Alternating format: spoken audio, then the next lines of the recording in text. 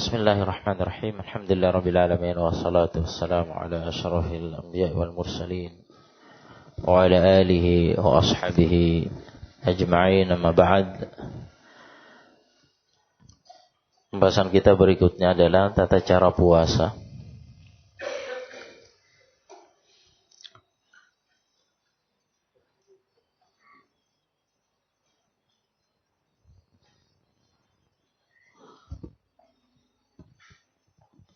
Tata cara puasa meliputi niat, sahur, imsak. Imsak meliputi imsak dari pembatal-pembatal puasa, imsak dari perkara-perkara haram yang akan menghilangkan pahala puasa, imsak dari perkara-perkara makruh, yakni makruh puasa, hal-hal yang dimakruhkan pada puasa.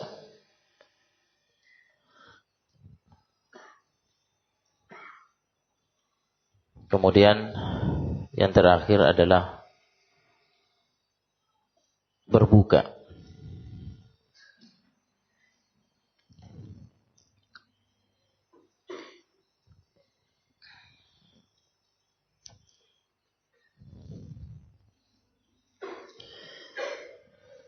Niat telah kita bahas pada pembahasan syarat sahnya puasa. Berniat dalam hati dengan meniatkan yakni berniat dalam hati untuk berpuasa Ramadan yang diwajibkan atasnya dengan ikhlas, ya, hanya berharap pahala dari Allah Subhanahu wa taala. Telah kita pelajari pula bahwa tidak disyariatkan melafadzkan niat dengan lisan, baik secara sir, berbisik maupun secara jahar. Ya.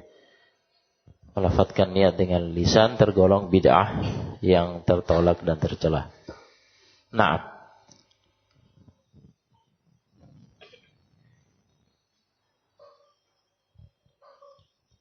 niat ini, ya, sudah kita pelajari, harus ditetapkan sebelum terbit fajar. Nah, jadi di malam hari. Rentang waktu dari maghrib sampai terbit fajar. Fajar yang dimaksud di sini fajar shadiq, fajar yang sebenarnya, ya, yaitu waktu sholat subuh. Rentang waktu ini malam hari. Dari maghrib sampai terbit fajar itu malam hari. Itu waktu untuk menetapkan niat. Ketika terbit fajar, ya, sudah mulai imsak. Jadi ini yang pertama, niat di malam hari. Nah, sebelum terbit fajar. Kemudian yang kedua, sahur.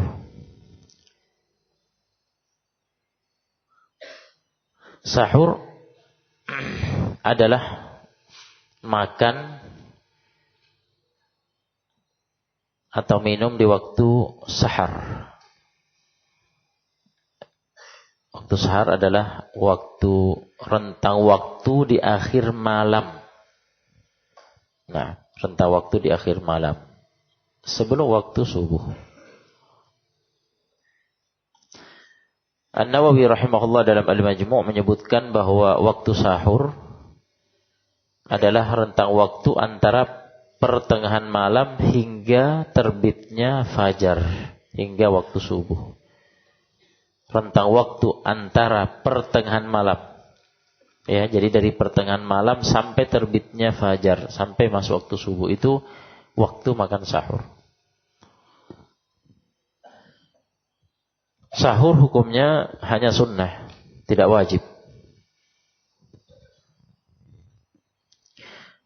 Berdasarkan hadis Anas bin Malik radhiyallahu taala anhu, muttafaq alaih, tasahharu fa inna fis sahuri barakah. makan sahurlah kalian, karena sesungguhnya pada santapan sahur itu terdapat berkah.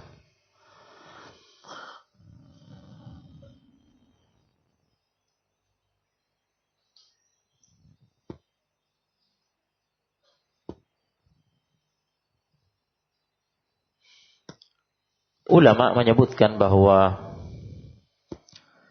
sunnah makan sahur tercapai, ya, sunnah makan sahur tercapai dengan menyantap seminimal-minimalnya makanan atau minuman sahur. Sunnah sahur, ya, melaksanakan perintah Nabi SAW yang bersifat sunnah, tercapai dengan menyantap seminimal-minimalnya makanan atau minuman sahur. Tadi pada hadis Nabi SAW menyatakan bahwa pada santapan sahur itu terdapat berkah. Ada sekian, ya, berkah yang disebutkan oleh ulama. Kita cukupkan dengan sebagiannya saja, yaitu berkah terbesar yang akan diraih dengan sahur adalah mengikuti sunnah Nabi SAW. Mengikuti sunnah Nabi SAW, baik yang meliputi sunnah qauliyah, sunnah berupa sabda Nabi SAW, sabda Nabi SAW yang telah kita dengar tadi, memerintahkan makan sahur, maupun sunnah fi'liyah, sunnah perbuatan Nabi, amalan Nabi SAW yang senantiasa, ya,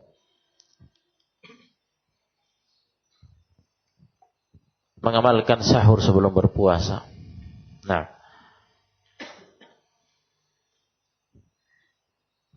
di antaranya pada hadis riwayat Anas bin Malik dari Zaid bin Thabit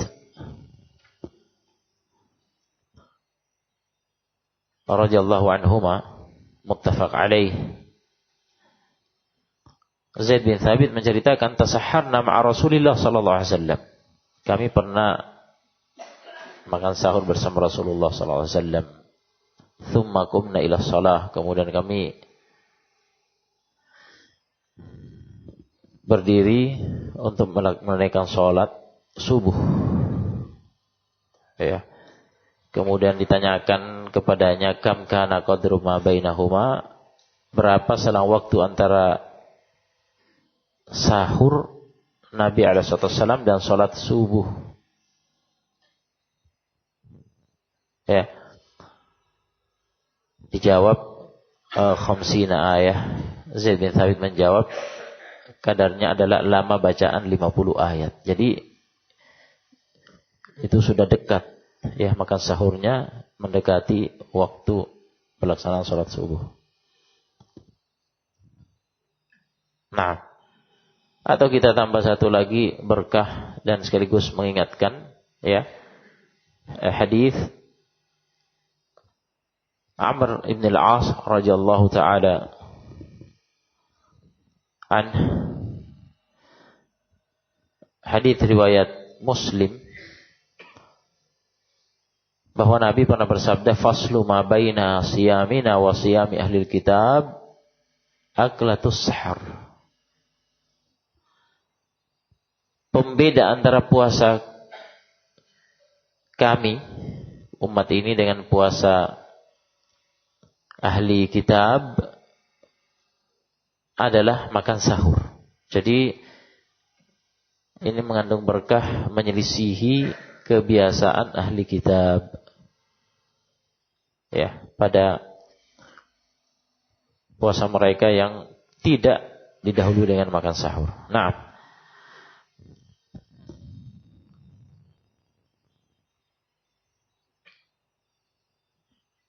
dan tentunya berkah yang lain yang bisa difahami sudah sudah bisa difahami bersama ya, bahwa tujuan makan sahur itu adalah untuk menguatkan ya, untuk menguatkan orang yang akan berpuasa. Nah, jadi masuk di waktu siang dalam keadaan berpuasa, ya, tubuhnya kuat. Beda dengan orang yang tidak makan sahur. Setelah sholat subuh, tidak lama setelah itu sudah terasa, ya, lemah tubuhnya karena tidak makan sahur. Nah,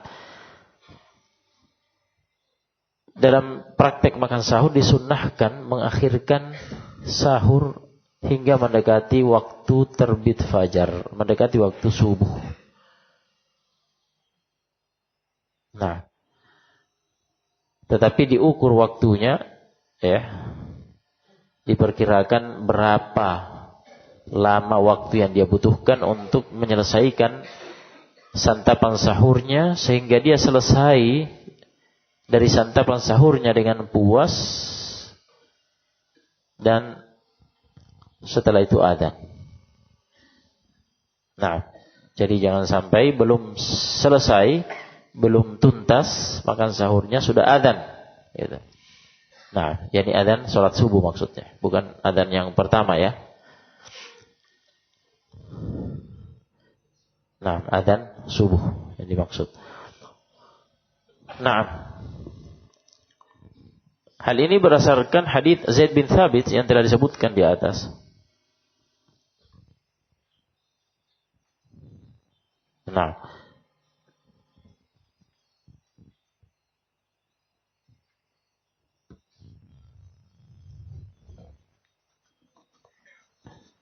yang menunjukkan bahwa selang waktu antara sahur Nabi alaihi salatu wassalam, ya, dan salat subuh adalah kadar lama bacaan 50 ayat. Nah, ya, ini maksudnya selang waktu antara selesai makan sahur dengan permulaan pelaksanaan salat subuh. Nah itu maksud hadis. Nah,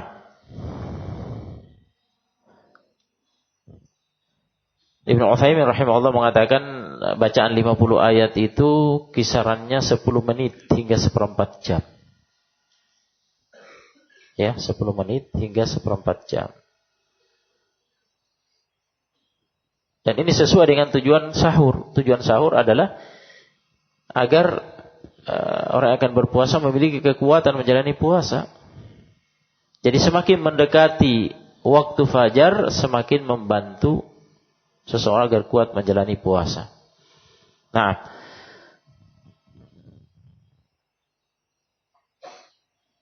adapun batas akhir waktu sahur adalah dengan terbitnya fajar, ya. Fajar, yakni fajar yang sebenarnya dimaksud yaitu waktu salat subuh.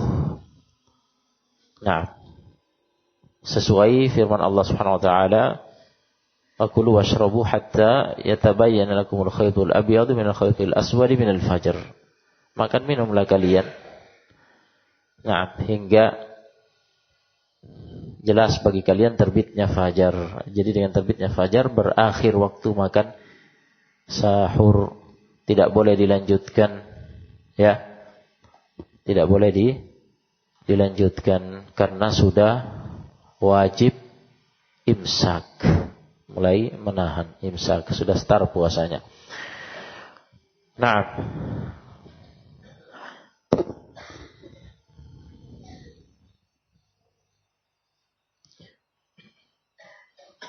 yang ketiga,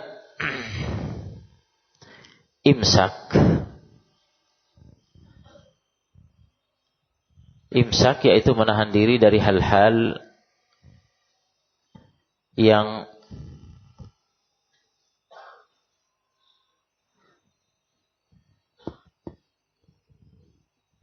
terlarang, ya. Menahan diri dari hal-hal yang terlarang Tadi telah disebutkan meliputi 3 perkara.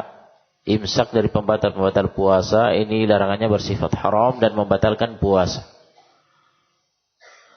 Yang kedua, imsak dari makruh-makruh puasa.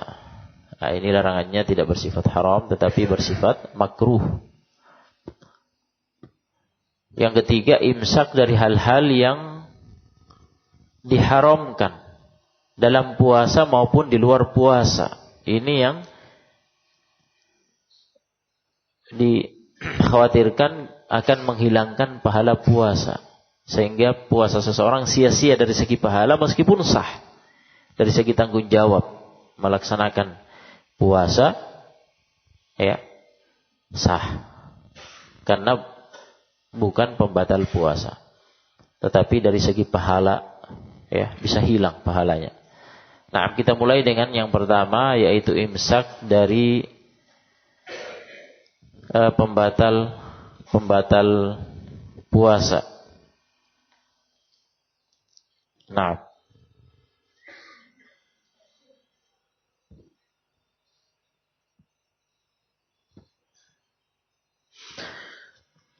perlu kita ketahui bahwa pembatal-pembatal puasa itu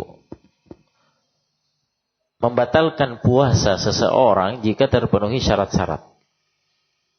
Yaitu pertama, melakukan pembatal puasa dengan sengaja. Adapun tanpa sengaja dimaafkan dan tidak membatalkan puasa.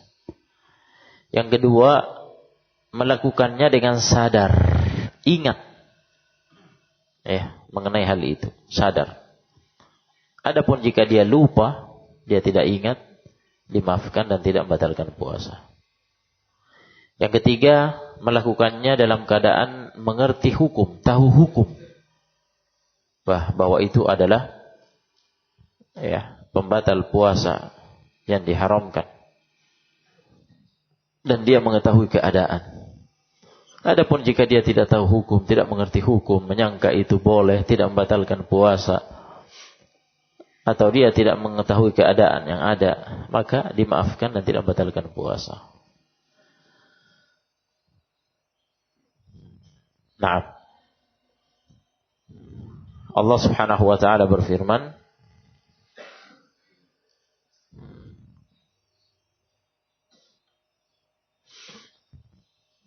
"Walaysa 'alaikum junahun fima akhta'tum bihi, walakin ma ta'ammadat qulubukum." Tidak ada dosa bagi kalian atas apa yang kalian bersalah padanya, tetapi yang ada dosanya apa yang disengaja oleh kalbu kalian. Nah, Al-Ahzab ayat 5. Naam. Begitu pula ayat 286 dalam surah Al-Baqarah, "Rabbana la tu'akhidna in nasina aw akhtana." Orang-orang mukmin itu berdoa, "Wahai Rabb kami, janganlah Engkau hukum kami jika kami lupa atau kami tersalah." Juga terdapat hadis Nabi alaihi wasallam, muttafaq alaih, hadis Abu Hurairah. "Man nasiya wa huwa shaim," barang siapa lupa, tidak sadar selagi ia berpuasa, fa akala au syariba, lalu ia makan atau minum, falyutimma shaumah, hendaklah menyempurnakan puasanya. Fa inna ma at'amahu Allahu wa saqah. Karena sesungguhnya Allah semata-mata memberi makan dan minum kepadanya, yakni tanpa membatalkan puasanya.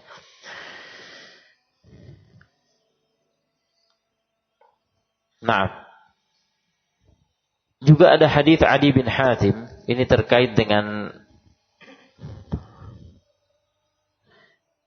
dimaafkannya apabila tidak tahu hukum. Hadis Adi bin Hatim muttafaq alaih, ketika turun ayat hatta yatabayyana lakumul khaytul abyad minal khaytil aswad. Makan minumlah kalian hingga tampak jelas bagi kalian benang putih dari benang hitam. Adi bin Hatim radhiyallahu anhu mengambil tali hitam dan tali putih, dia letakkan di bawah bantalnya. Nah, dia terus makan sahur sambil memandanginya.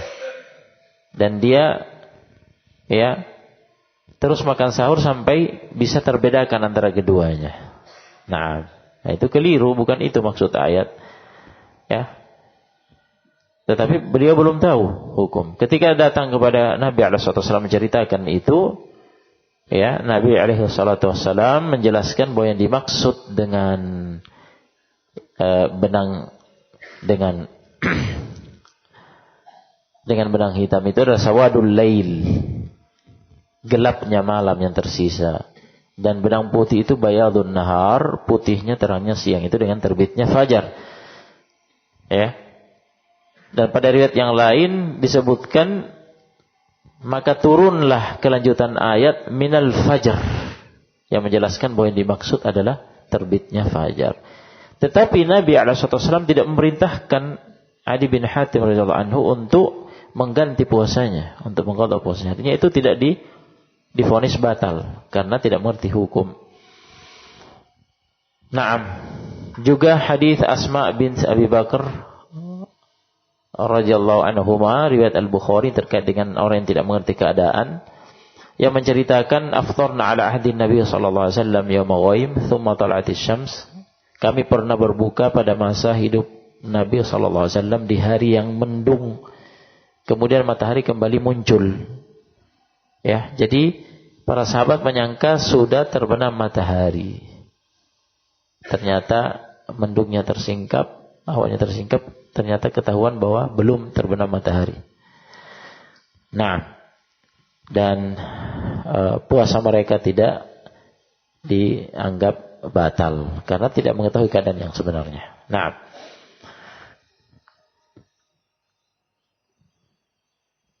macam-macam pembatal puasa. Kesimpulannya, ya, pembatal-pembatal puasa yang merupakan ijma' ulama, yaitu makan, minum, dan bercampur, ya, suami istri. Nah, hubungan suami istri jima'. Ini ijma' ulama, dan terdapat nas-nas yang menunjukkan hal itu sebagai pembatal puasa. Ayat 187 dalam surah Al-Baqarah, ya, dalil mengenai hal itu. Fal'ana bashiruhunna wabtaghu ma kataballahu lakum. Maka dari itu sekarang campurilah mereka istri kalian dan carilah apa yang telah ditetapkan oleh Allah untuk kalian. Niatkan untuk mencari anak, keturunan.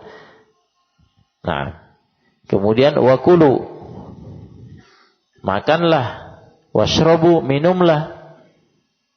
Nah, ini 3 perkara dibolehkan di malam hari.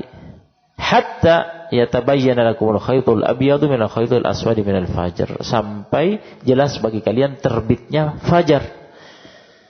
Ketika sudah terbit fajar, berarti 3 perkara itu sudah harus ditahan. Imsak dari 3 perkara itu. Tsumma atimmus siyama ilal lail, kemudian sempurnakanlah puasa itu sampai datang malam. Ya. Yang dimaksud dengan makan dan minum adalah memasukkan makanan atau minuman, ya, melalui jalur mulut masuk ke lambung.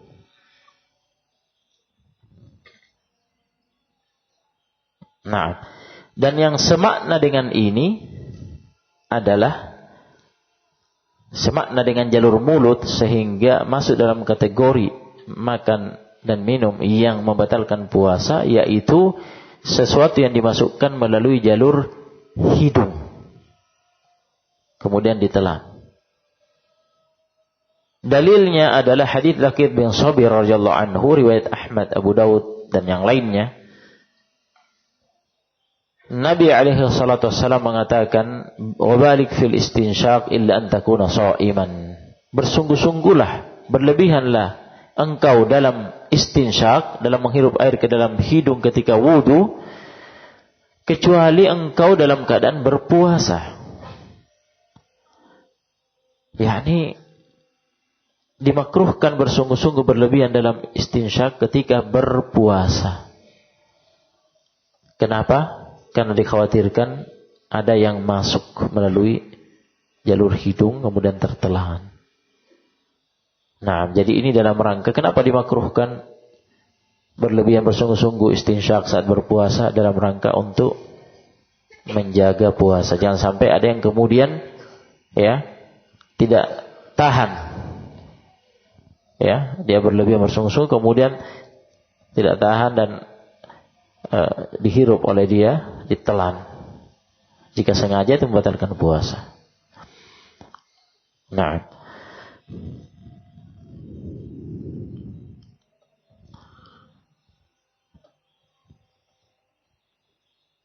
jadi apa saja yang masuk, ya, zat-zat yang ada wujudnya, zat-zat yang ada wujudnya. Nah, masuk melalui jalur mulut, ditelan masuk ke lambung atau jalur hidung, maka itu masuk dalam kategori makanan minum yang membatalkan puasa. Nah, dan juga semakna dengan ini, yaitu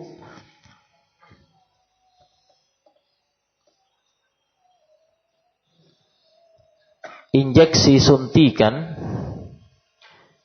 ya, yang sifatnya sebagai suplai zat-zat makanan dan minuman bergizi serta penguat bagi tubuh. Jadi berfungsi sebagai nutrisi tubuh, yaitu suntikan infus. Ini pembatal puasa. Adapun suntikan yang lainnya selain infus tidak membatalkan puasa. Ya, karena jalurnya bukan lewat masuk ke tubuh, bukan lewat mulut, bukan lewat hidung. Adapun infus juga bukan lewat mulut dan hidung, tapi kenapa?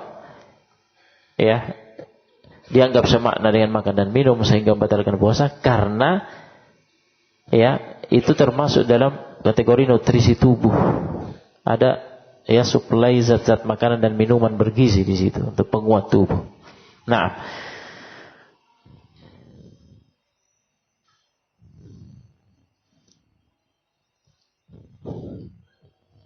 ya termasuk yang penting diingatkan di sini ketika sikat gigi, ya pakai pasta gigi, maka jangan sampai menelan ya rasanya. Begitu pula menggunakan siwak, kayu siwak, ya itu ada serabutnya. Jangan sampai ada serabutnya yang lepas kemudian ditelan. Ya, dan juga ada rasanya kan, ada rasa khasnya itu, jangan sampai ditelan. Nah, itu semua jika dilakukan secara sengaja membatalkan puasa.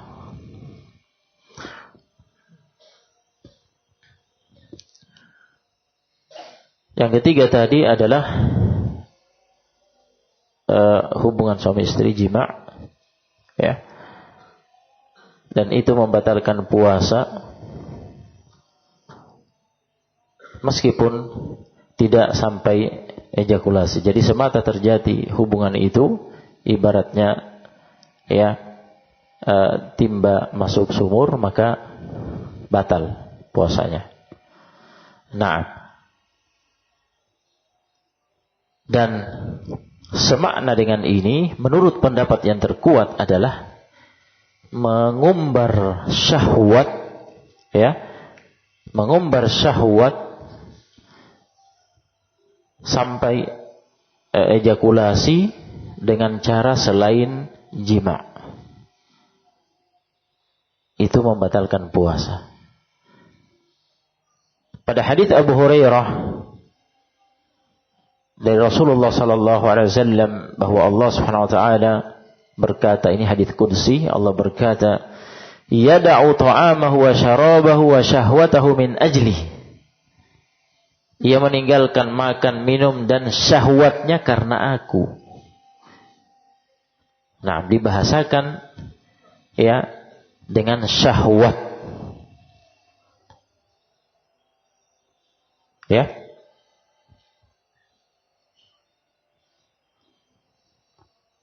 Nah, jadi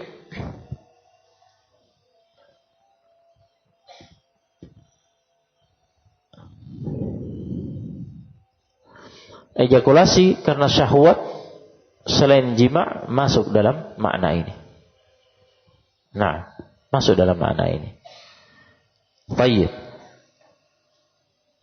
Meskipun ada perbedaan konsekuensi terkait kafarat, adapun konsekuensi batalnya puasa ya sama.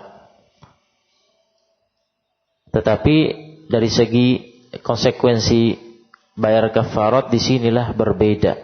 Ya, ada perbedaan. Yang terkena kewajiban bayar kafarat yaitu batal puasa dengan cara jima'. Ya, dengan cara jima', hubungan suami istri. Naam, berdasarkan hadis Abu Hurairah radhiyallahu taala anhu, muttafaqun alaih, tentang sahabat yang melakukan hal itu di siang hari bulan Ramadan saat berpuasa, dan dia datang mengadu kepada Nabi, dia mengatakan halaktu. Dia mengatakan halaktu, binasa saya. Artinya dia mengerti hukum. Yang dia tidak tahu adalah konsekuensi kafaratnya. Tetapi Nabi SAW ya memerintahkan kepadanya untuk bayar kafarat. Nah, yaitu diperintahkan untuk merdekakan seorang budak, tapi dia mengaku tidak mampu. Kemudian pilihan yang kedua yaitu siyamu syahrain mutatabi'ain, puasa 2 bulan berturut-turut, dia mengaku tidak mampu. Kemudian diberi pilihan yang ketiga, it'amu sittina miskina, memberi makan 60 fakir miskin. Nah, ya, mengumbar syahwat hingga seseorang ejakulasi ya dengan selain jima' membatalkan puasa, tetapi tidak terkena konsekuensi kafarat. Nah, ya, tidak terkena konsekuensi bayar kafarat dikarenakan tetap ada sisi perbedaan di antara keduanya. Jadi ini pelanggaran yang paling berat. Pembatal puasa yang paling berat, jima', hubungan suami istri yang terkena ya konsekuensi bayar kafarat. Nah, tidak ada yang lainnya dari pembatal-pembatal puasa yang terkena konsekuensi bayar kafarat itu kecuali itu. Nah, adapun selain yang telah kita dengar, maka terdapat khilaf. Ada kontroversi di antara ulama, apakah termasuk pembatal puasa atau tidak. Ya. Yaitu muntah dengan sengaja. Muntah dengan sengaja artinya seseorang sengaja melakukan faktor untuk muntah. Misalkan dia mengorek mulutnya, masukkan jarinya supaya muntah. Dia tekan perutnya supaya muntah. Dia mencium sesuatu yang berbau busuk supaya muntah. Itu maksudnya sengaja muntah. Itu yang diperselisihkan, membatalkan puasa atau tidak. Ya. Tetapi yang kami pilih wallahu alam, ya, tampaknya tidak membatalkan puasa. Nah. Ya. Adapun muntah tanpa sengaja, artinya seseorang tidak sengaja melakukan faktor-faktor itu, tiba-tiba mual. Ya, tanpa sengaja ada angin bertiup, tercium sesuatu sehingga dia tiba-tiba mual kemudian muntah. Itu tidak sengaja. Itu tidak dipermasalahkan. Nah, itu jelas tidak membatalkan puasa karena tidak ada unsur kesengajaan, ya. Yang lain yang juga diperselisihkan oleh ulama berbekam. Tetapi yang terkuat adalah pendapat yang mengatakan bahwa berbekam tidak membatalkan puasa. Naam, Nabi SAW pernah berbekam dalam keadaan beliau berpuasa. Ya, pada hadis yang sahih. Dan ada hadis yang menunjukkan bahwa pernah berbekam itu dijadikan sebagai pembatal puasa dalam syariat. Namun kemudian itu mansukh. dihapus ya hukumnya. Yaitu pada hadis Anas, ya riwayat Anas yang dikeluarkan oleh Darqutni dan Al-Baihaqi. Nah, hadis ini sabit dari Nabi alaihi salatu wassalam.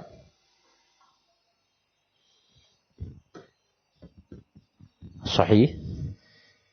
Yang menjelaskan bahwa Anas bin Malik menjelaskan bahwa awal diharamkannya berbekam bagi orang yang berpuasa adalah peristiwa Ja'far bin Abi Thalib berbekam dalam keadaan berpuasa. Ya, Nabi mengatakan aftar hadani, puasa kedua orang ini telah batal gitu. Ya, kata Anas, "Tsumma rakhasa an-nabiy sallallahu alaihi wasallam ba'du fil hijamati lis-shaim."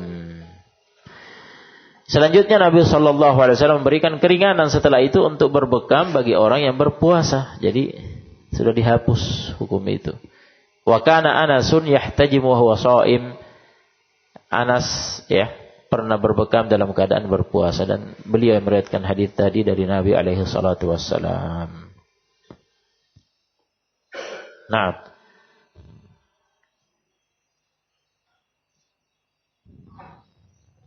ini tentang pembatal puasa. Barakallahu fikum.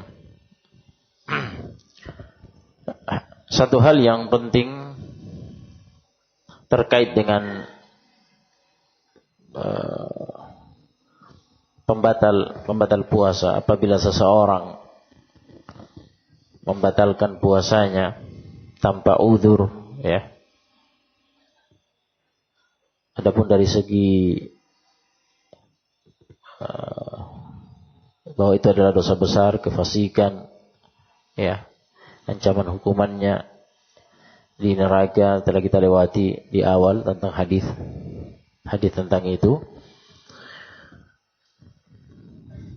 Namun yang hendak kita bahas adalah terkait perbedaan pendapat di antara ulama, apakah ada kesempatan untuk qadha.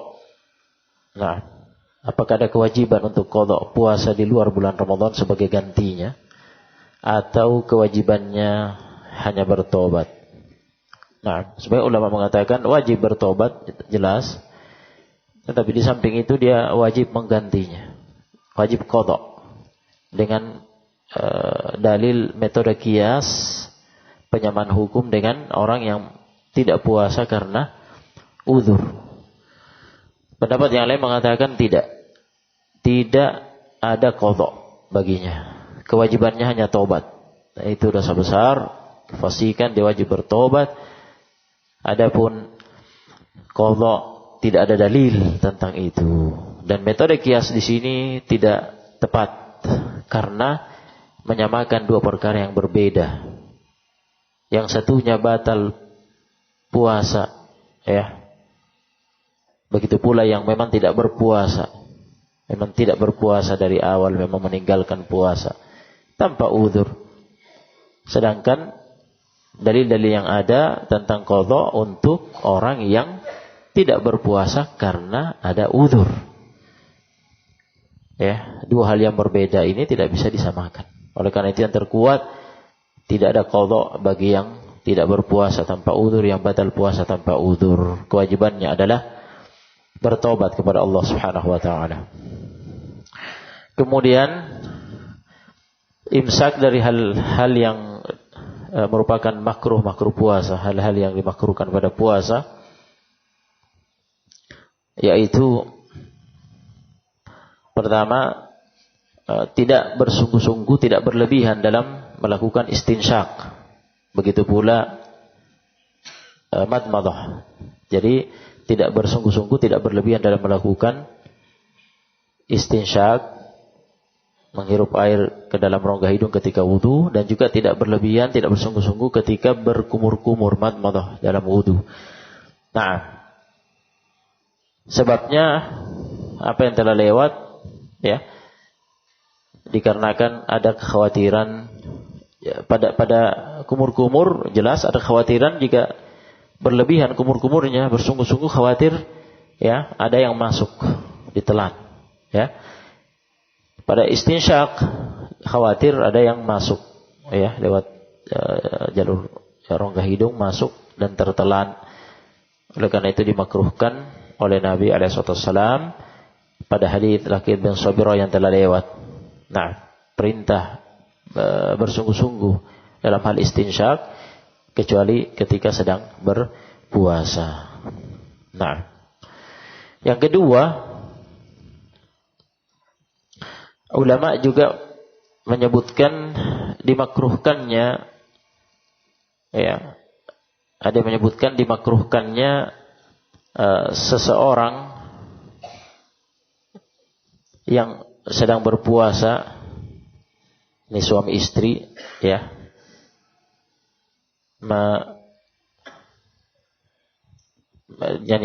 suami mencium istrinya misalkan, nah ya dan semisal itu. Jika syahwatnya ya, jika tergerak syahwatnya dan dia termasuk orang yang tidak mampu mengendalikan syahwatnya, tidak mampu menahan diri, maka dimakruhkan melakukan itu. Kenapa? Khawatir ya, dia tidak berhenti pada batas yang dibolehkan itu ya, terbawa oleh dorongan syahwat yang kuat, sementara dia tidak mampu menahan diri, kemudian terjerumus dalam pembatal puasa ya, yang telah kita lewati, melakukan jima' ataukah yang semakna dengan itu dalam kategori mengumbar syahwatnya ya, meskipun tidak jima' tetapi sampai ejakulasi. Nah, oleh karena itu dimakruhkan baginya. Nah, adapun bagi orang yang mengerti keadaan dirinya bahwa dia mampu menahan diri, ya, dia mampu mengendalikan syahwatnya, nah maka tidak masalah. Tidak masalah karena Nabi SAW melakukan itu dalam keadaan berpuasa. Nah, dan diisyaratkan oleh Aisyah, wa kana amlakakum li irbih, ya, adalah Nabi SAW orang yang paling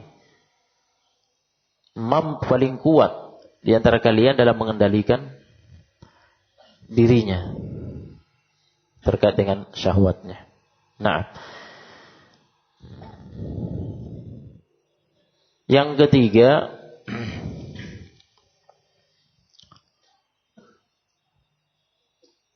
yaitu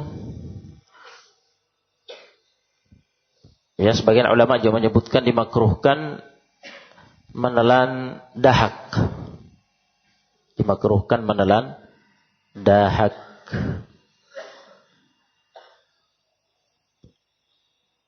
Nah, menelan dahak sampai ke lambung ya, masuk ke perut. Nah, dan menguatkan diri dengan itu. Di samping sisi lain sebenarnya itu menjijikkan dan ada mudaratnya. Ya.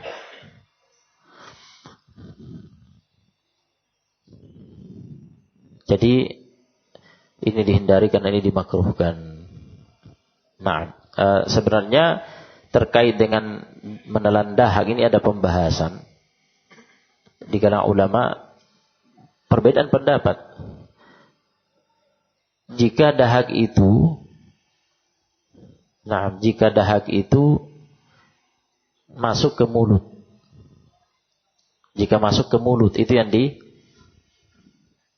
diperselisihkan. Jika masuk ke mulut, ya, apakah membatalkan puasa jika ditelan atau tidak?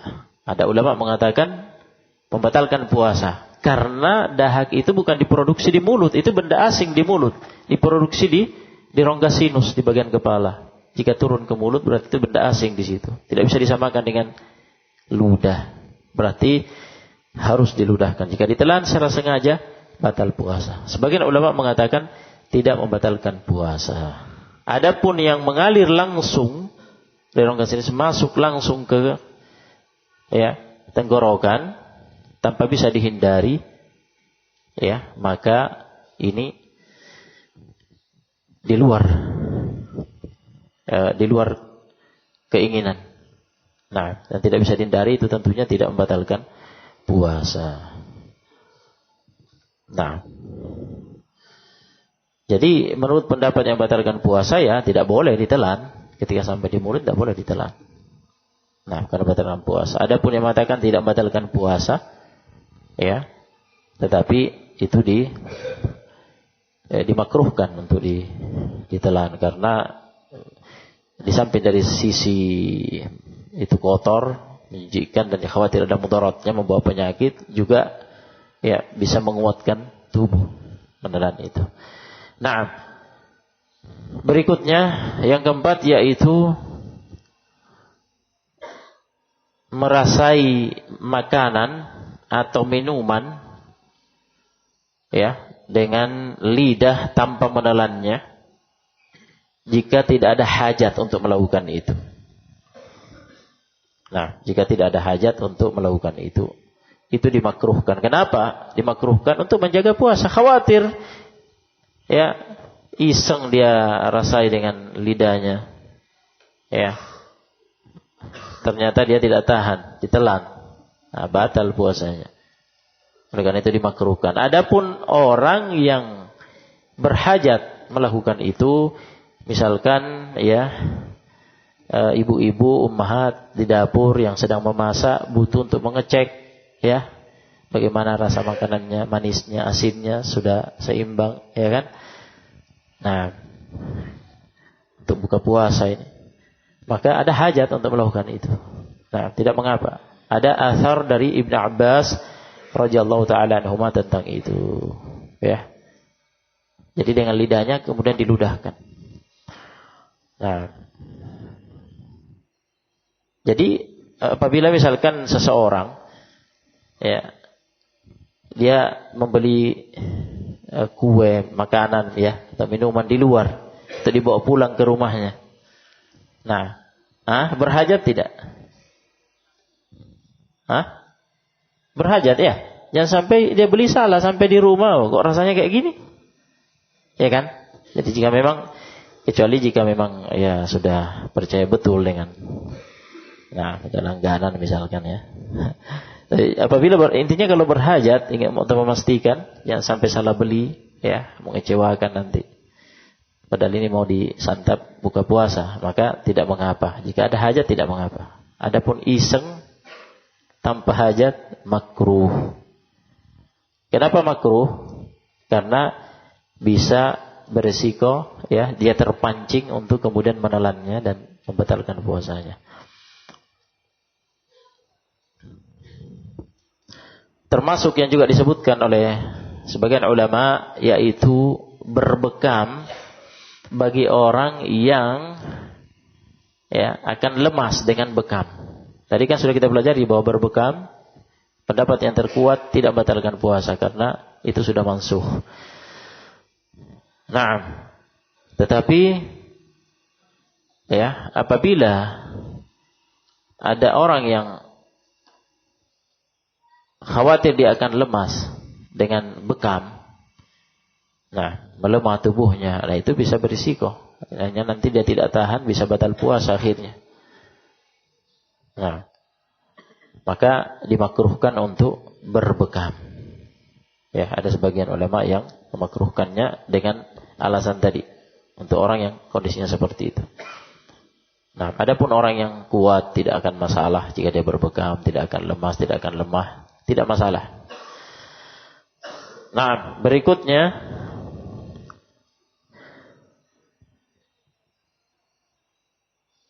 imsak dari hal-hal yang akan menghilangkan pahala puasa, yaitu hal-hal yang diharamkan baik pada puasa maupun di luar puasa. Nah, hal-hal yang merupakan maksiat yang itu memang diharamkan baik sedang berpuasa atau tidak. Nah, ucapan dusta, ya, dan yang semisal dengan itu, ya, dusta, mencaci maki, berselisih, bertengkar, mengejek, ya, mengolok-olok, nah, menggunjing, ghibah, namimah dan yang lainnya, ya, itu berupa ucapan. Begitu pula yang sifatnya perbuatan. Nah, perbuatan dosa, ya, berkelahi, menyakiti orang lain, ya, memukul, ya, dan perbuatan dosa yang lainnya, menipu, ya, semua perbuatan dosa. Nah, itu wajib ditinggalkan saat berpuasa. Jika dilakukan saat berpuasa, dia berdosa, ya, dia melakukan sesuatu yang haram. Tetapi puasanya tidak batal karena itu bukan pembatal puasa. Karena perkara-perkara itu diharamkan meskipun seseorang tidak berpuasa. Jadi bukan hal yang khusus dilarang saat berpuasa. Jadi tidak bisa dijadikan pembatal puasa. Adapun makan, minum, ya, dan hubungan suami istri, ini kan pada asalnya dihalalkan. Namun saat berpuasa diharamkan secara khusus saat berpuasa, berarti itu pembatal puasa. Namun ketika dosa-dosa itu yang bukan merupakan pembatal puasa, ya, tetap dilakukan dan banyak dosa yang dia lakukan. Bisa jadi dosa yang dia lakukan nilainya sebanding dengan nilai puasanya sehingga seakan-akan tidak dapat pahala puasanya. Nah, oleh karena itu Nabi alaihi salatu wasallam bersabda pada hadis Abu Hurairah riwayat Al-Bukhari, "Man lam yada' qaula az-zur wal 'amala bihi wal jahl." Barang siapa tidak meninggalkan perkataan dan perbuatan haram, dusta dan selainnya, falaisa lillahi hajatun fi an yada'a ta'amahu wa syarabahu. Ya. Barang siapa tidak meninggalkan perkataan dan perbuatan haram, dusta dan lainnya serta tindakan dungu, ya, falaisa lillahi hajatun fi an yada'a ta'amahu wa syarabahu. Allah tidak menyukai aktivitas orang itu meninggalkan makan dan minum. Nah, jadi Allah Subhanahu wa taala tidak suka hambanya ketika berpuasa hanya makan minumnya yang ditahan, pembatal puasanya, tapi dosa-dosa yang lain tetap dilakukan. Karena itu bertolak belakang dengan takwa yang menjadi tujuan diwajibkannya puasa. Ya. Takwa itu adalah melaksanakan kewajiban dan meninggalkan hal-hal yang diharamkan. Semuanya, bukan hanya pembatal-pembatal puasa. Jadi Allah SWT tidak menyukai orang yang puasanya seperti itu. Ya, itu makna hadis. Nah, ada sebuah hadis dari Nabi alaihi salatu wassalam, riwayat Ahmad dan Ibnu Majah, hadis Abu Hurairah. Hadisnya sahih, dinilai sahih oleh Al-Albani dan dinilai hasan oleh Syekhuna Muqbil Al-Wadi'i. Nabi bersabda, "Rubba sha'imin hadduhu min siyamihi al-ju'u wal-'atash." Perhatikan hadis. Rubba sha'imin hadduhu min siyami al-ju'u wal-'atash. Bisa jadi seorang yang berpuasa, bagian yang dia dapatkan dari puasanya hanyalah lapar dan dahaga. Artinya tidak ada pahalanya. Tidak ada pahalanya. Bagaimana itu bisa terjadi? Nah, ini yang sedang kita bahas sekarang. Ya, kata Ibnu Taimiyah dan Ibnu Utsaimin rahimahumullah, perkara-perkara haram tersebut memang tidak membatalkan puasa, tetapi boleh jadi dosa yang ditimbulkannya sebanding dengan pahala puasanya sehingga puasanya menjadi batal, ya, hilang dari sisi pahalanya. Namun tidak batal dari sisi keabsahannya, dalam arti dia sudah melaksanakan tanggung jawab berpuasa, ya, tetapi dari sisi pahala hilang. Nah, seperti pada hadis tadi, bisa jadi seorang berpuasa bagi yang didapatkan dari puasanya adalah lapar dan dahaga tanpa pahala. Barakallahu fikum. Kemudian tata cara berikutnya adalah berbuka.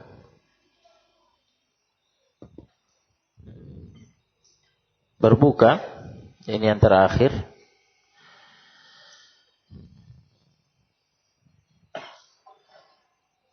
Mengakhiri puasa dengan berbuka puasa ketika tiba waktu berbuka.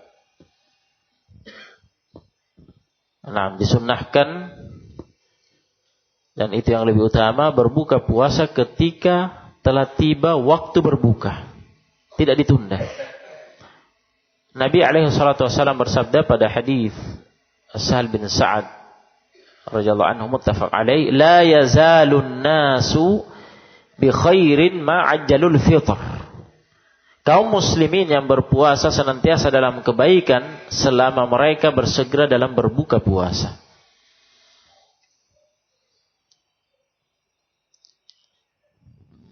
Ya.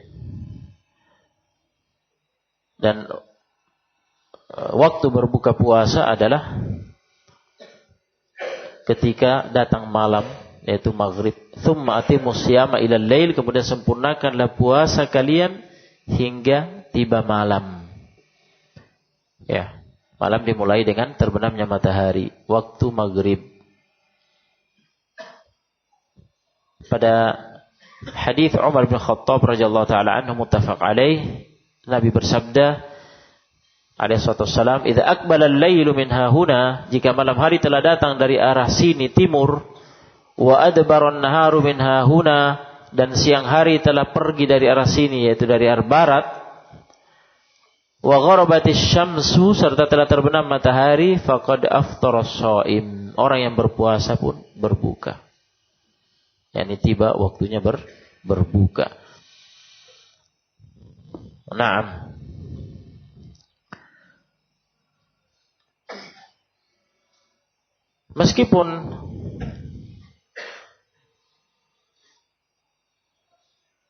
Meskipun boleh ada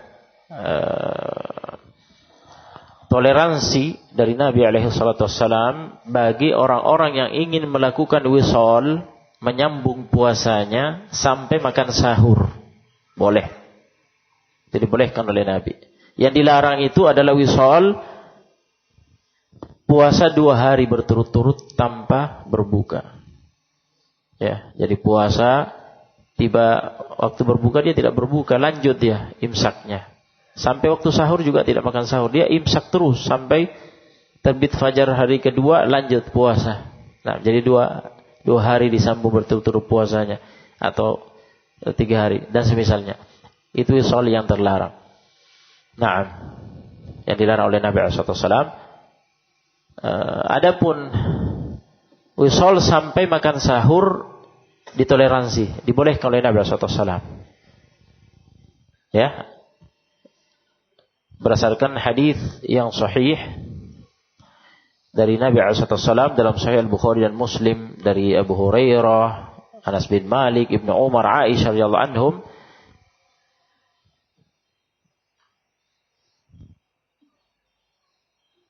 tentang larangan wisal.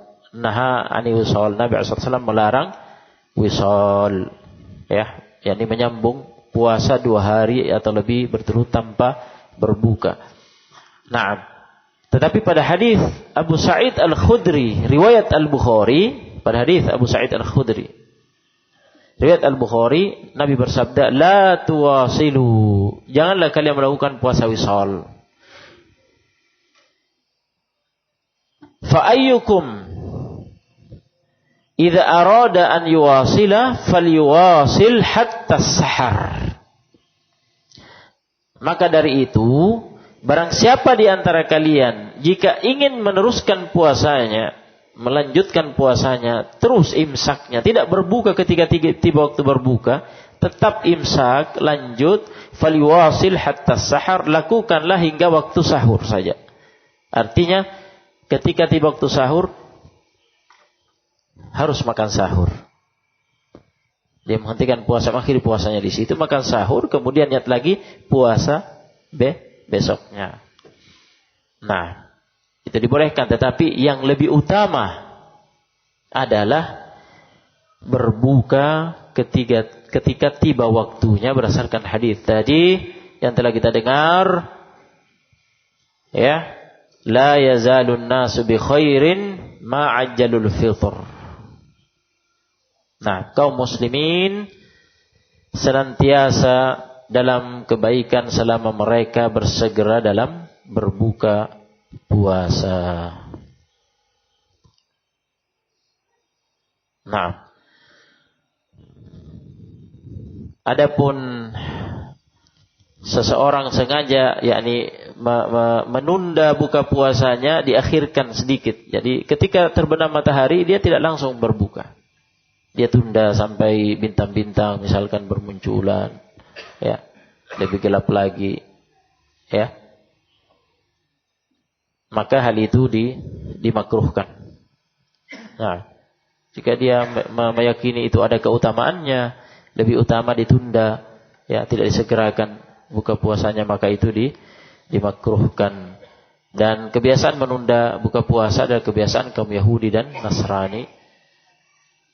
Ya, sebagaimana pada hadis Abu Hurairah riwayat Abu Daud, dan hadis ini derajatnya dinilai berderajat hasan oleh Al-Albani dan dinilai sahih oleh Syekhuna Muqbil. La yazalu ad-dinu zahiran ma'ajjalan nasul fitr.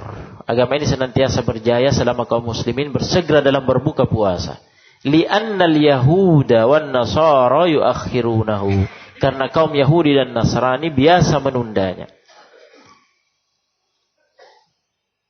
Baik.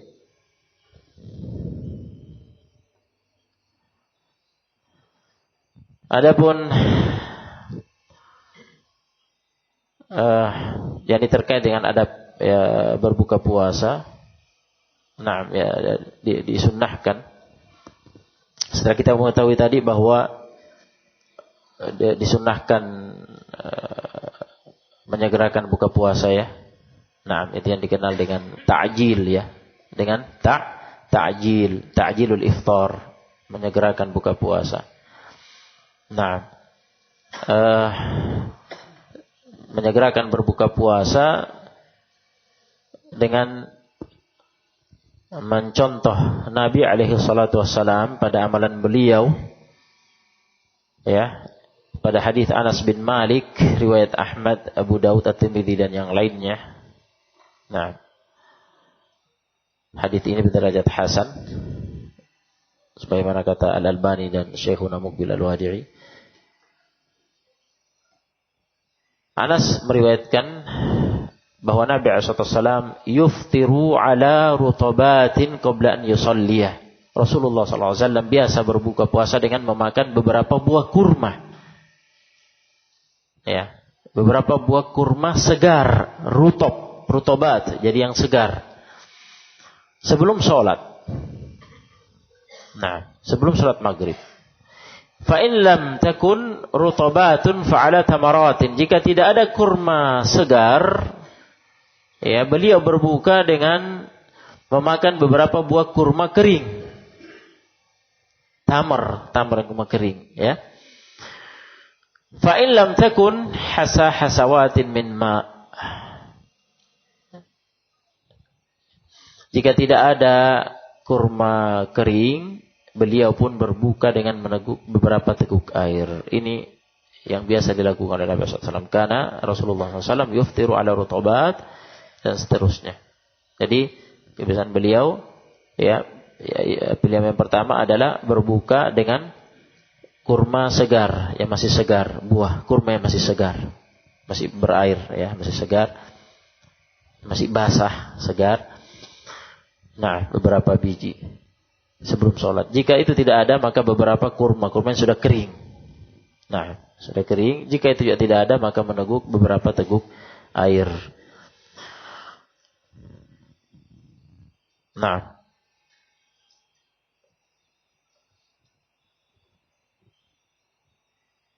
dan disunnahkan berdoa ketika telah berbuka. Ya, disunnahkan berdoa ketika telah berbuka puasa dengan doa yang warid dari Nabi alaihi salatu wassalam pada hadis Ibnu Umar radhiyallahu taala anhuma, riwayat Abu Daud, An-Nasa'i dan yang lainnya.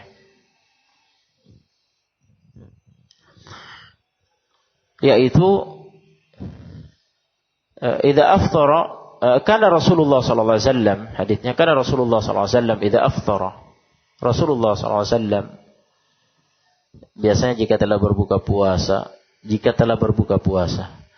qal dhahaba adh-dhama'u, telah hilang dahaga, wa bithallatil 'uruqu, telah basah urat-urat, wa thabatal ajru insyaallah, dan telah tetap pahala berpuasa jika Allah menghendaki. Nah, hadis ini sebenarnya ada khilaf. Sebagian ahli hadis memandang berpendapat hadis ini dhaif, tetapi sebagiannya menilainya berderajat hasan. Hadis ini dihasankan oleh Ad-Daraqutni, Ibnu Hajar dan Al-Albani. Ya. Jika kita mengikuti tahsin, yakni penilaian Ad-Daraqutni, Ibnu Hajar dan Al-Albani yang menilai berderajat hasan, yang berarti ini sabit dari Nabi alaihi wasallam, maka ini adalah sunnah yang untuk dibaca ketika telah berbuka puasa. Nah, jadi kita berbuka puasa kan baca bismillah ya. Niat berbuka puasa ketika telah terbenam matahari, di waktu kita berniat berbuka puasa, kemudian ya kita baca bismillah, kemudian kita makan beberapa. Jadi kita makan beberapa buah kurma. Nah, jika ada yang rutop yang terbagus, jika tidak ada yang kurma kering. Nah, ya jika tidak ada maka air minum. Nah, tadi berdasarkan amalan Nabi sallallahu alaihi wasallam kita baca bismillah, kita berbuka. Nah, ya. Dan ketika kita sudah berbuka, ya kita berdoa. Baca ini dhahabadh dhama wa batallatil uruq wa thabatal ajru insyaallah. Telah hilang dahaga, telah basah urat-urat, dan telah tetap pahala berpuasa jika Allah menghendaki. Naam. Adapun riwayat yang lain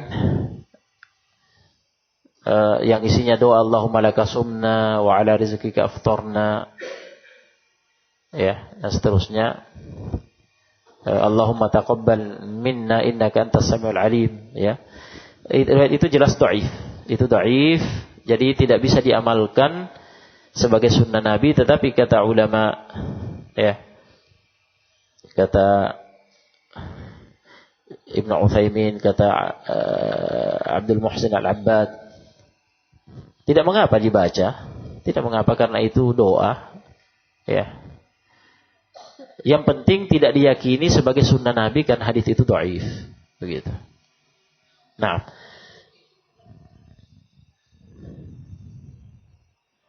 ya, di samping itu sebagai penutup, sebenarnya bukan hanya ketika telah berbuka, ya, sunnah doa ini, tetapi ada hadis dari Nabi alaihi salatu wassalam yang mengingatkan tentang hadis ini. Ada hadis dari Nabi alaihi salatu wassalam yang menyatakan ada beberapa golongan yang doanya mustajab, ya. Pada hadis itu disebutkan salah satunya adalah doa orang yang sedang berpuasa. Nah, salah satu la turaddu da'watuhum, ada 3 golongan yang tidak ditolak doanya. Salah satu yang disebutkan di situ adalah as-shaim, ya. Hatta yuftira, orang yang berpuasa sampai dia berbuka. Hadits itu riwayat At-Tirmidzi. Nah, At-Tirmidzi juga dikeluarkan oleh Al-Baihaqi dan yang lainnya. Nah, Al-Albani rahimahullah mensahihkan hadis ini. Berarti manfaatkan ya waktu-waktu kita ketika sedang menjalani ibadah puasa untuk banyak-banyak berdoa, karena termasuk doa yang mustajab. Nah, ya. Kemudian nanti ketika tiba waktu berbuka, seperti yang sudah kita pelajari tadi. Nah, ketika telah berbuka, membaca doa tadi, dhahabadh dhama wa btalatil uruq wa thabatal ajru insyaallah, atau membaca doa yang lainnya, Allahumma lakasum dan semisalnya tadi, ya. Asalkan tidak diyakini sebagai sunnah Nabi alaihi salatu wassalam. Nah, tapi sebagai suatu doa yang baik untuk dibaca dan ingin dibaca di situ. Yang penting tidak diyakini sebagai pengamalan sunnah Nabi. Nah, barakallahu fikum. Sepertinya sudah selesai ini. Nah, terkait dengan tata cara puasa. Nah, kita akhiri sampai di sini. Jazakumullah khairan. Subhanallah bihamdika asyhadu an la ilaha illa anta astaghfiruka wa atubu ilaik.